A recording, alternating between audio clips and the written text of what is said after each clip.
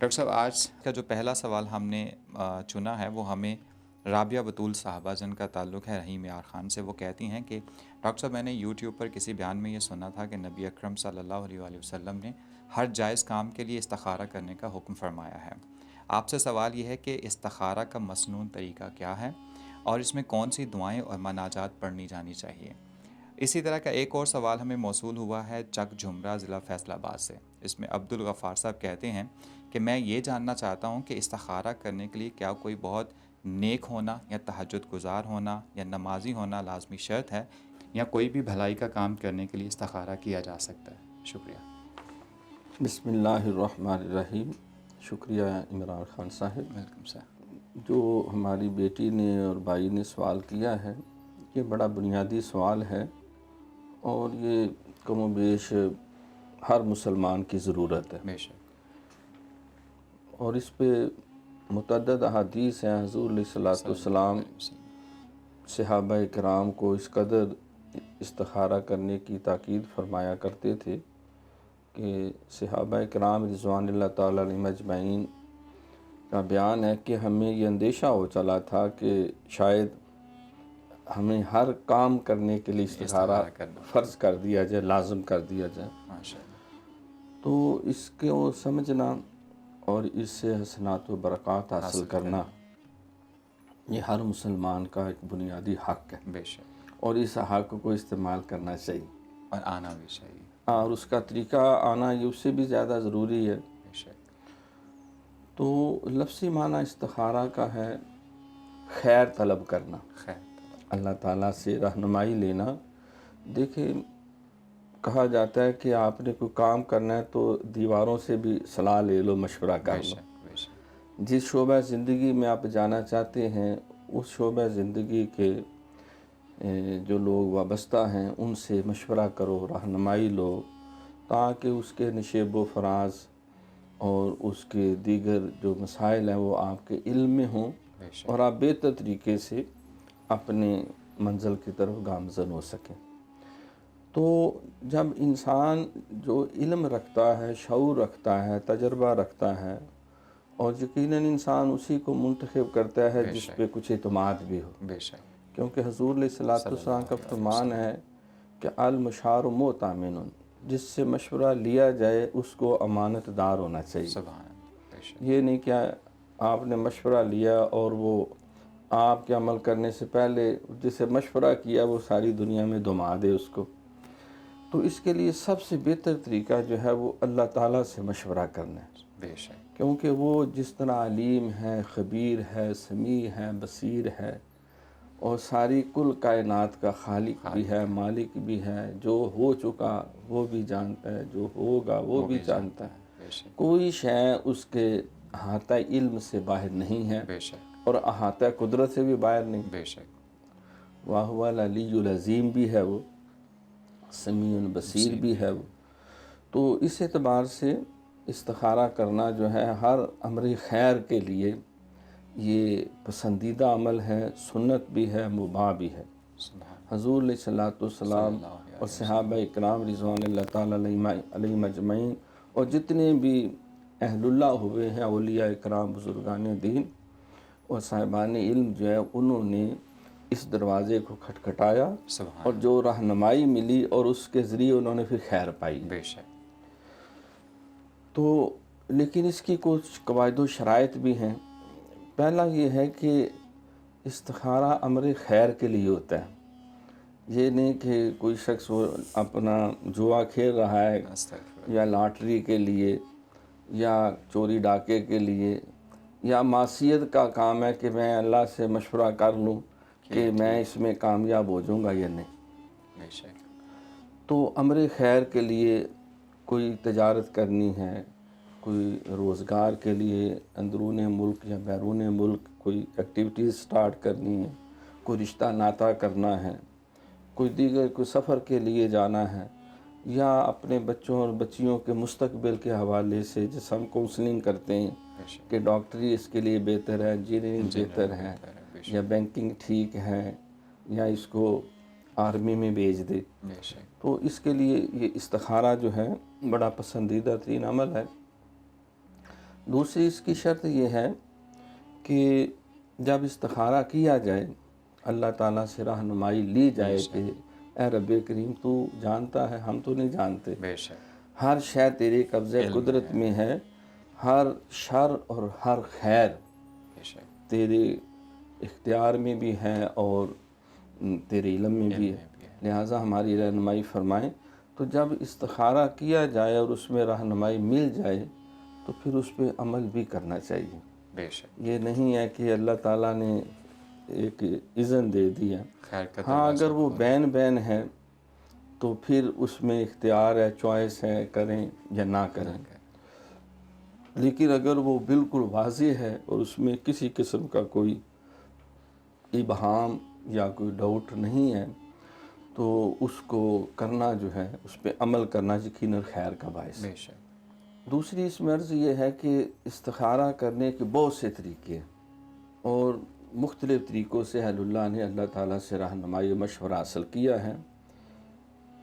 تو جو ایک مسنون طریقہ وہ بھی میں عرض کرتا ہوں، جو نبی علیہ الصلوۃ والسلام بخاری شریف کے حدیث میں بھی ہے، آپ جو ارشاد فرمایا کرتے تھے، بعض استخارہ اس طرح کرتے ہیں کہ وہ ایک تسبیح لے کے کچھ پڑھتے ہیں اور گھماتے جاتے ہیں بڑی تیزی سے، گھومتی جاتی ہے، ایک دم گھومتے گھومتے رائٹ سائڈ سے وہ لیفٹ پہ ہاتھ، تو کہتے ہیں کہ اگر رائٹ پہ گھومتی جا رہی ہے 1 منٹ تو اوکے ہے، اگر اچانک وہ لیفٹ پہ ہو گیا ہے تو نو۔ یہ ایک ٹیوا ہے۔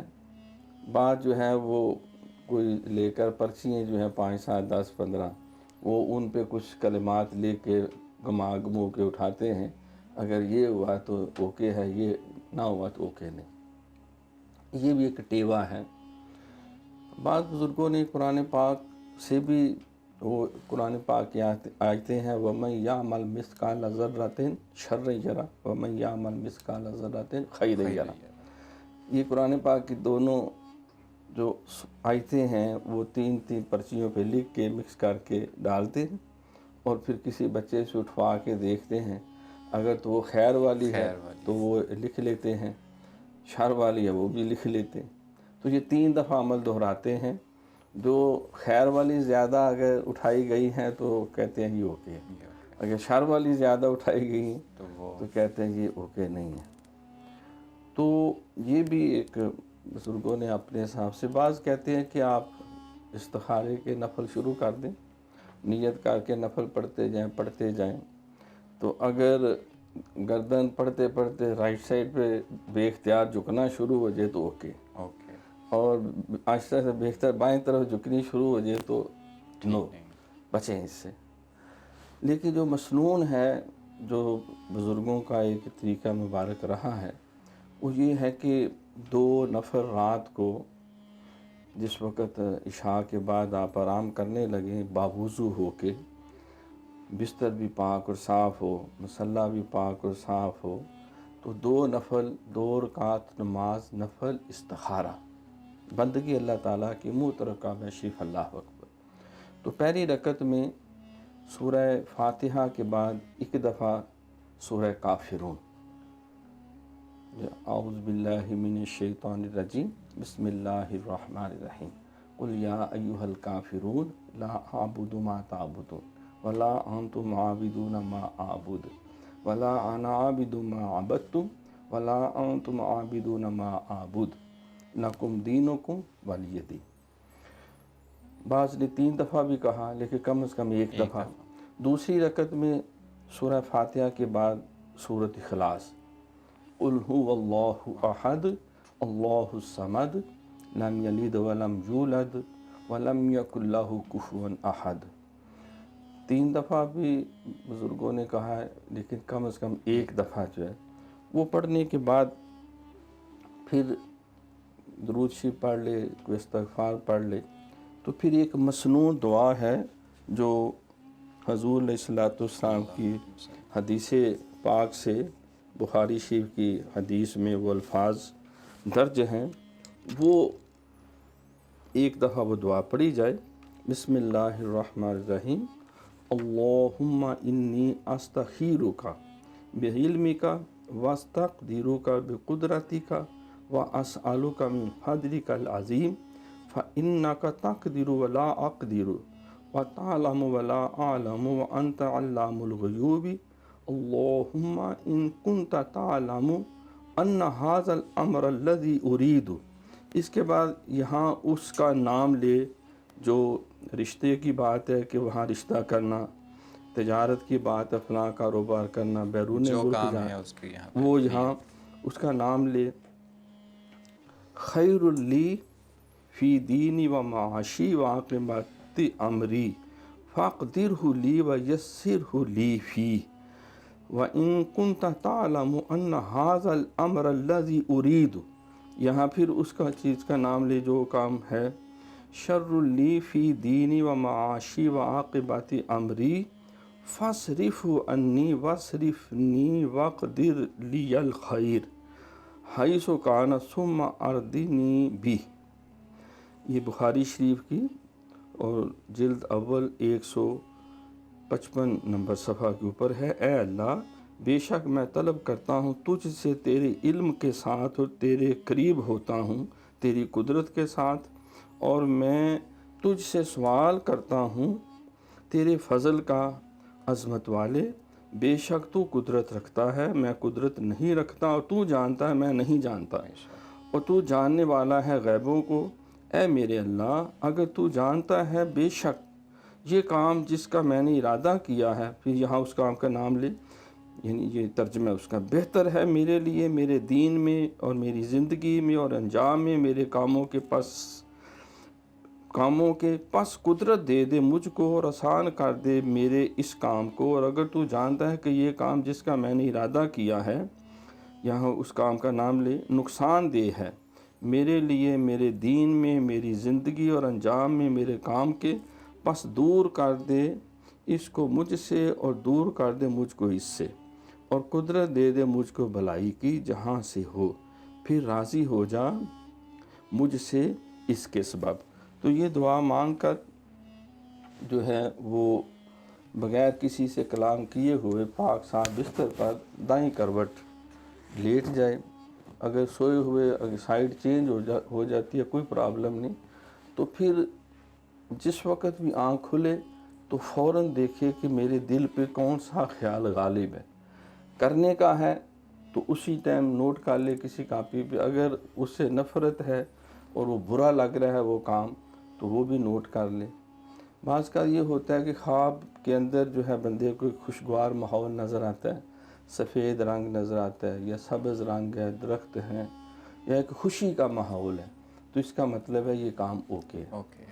اور اگر سرخ رنگ ہے، کالا رنگ ہے، یا کتے بھونک رہے ہیں، یا کوئی قتل و غارت ہے، اور عام حالات میں جو ناپسندیدہ کوئی حادثہ ہوتا ہے وہ ہے، تو اس کا مطلب ہے کہ یہ کام نہ کرے، اس پہ نقصان ہے. تو کم از کم 3 دفعہ یا 3 دن 3 راتیں جو ہے، یا زیادہ سے زیادہ 7 دفعہ تک کرے. پھر جو زیادہ جس طرف رہنمائی ملے اس کو کرے تو انشاءاللہ تعالی سراپا اس میں خیر ہو.